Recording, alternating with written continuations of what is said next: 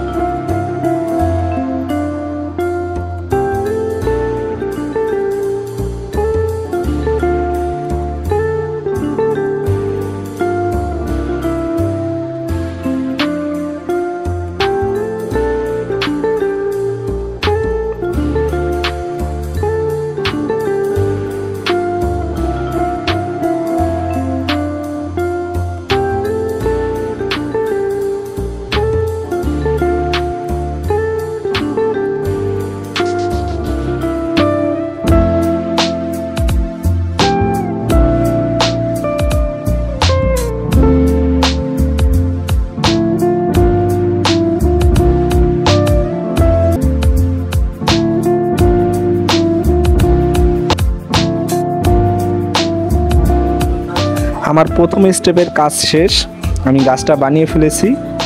এখন এই গাছে আমি ক্রিস্টাল পাথর, যেটা 8 নাম্বার, এটা আমি রানী গোলাপি পাথর ইউজ করছি। প্রতিটা ডালে 3টা করে আমি পাথরগুলো দেব। তো সঙ্গে থাকুন।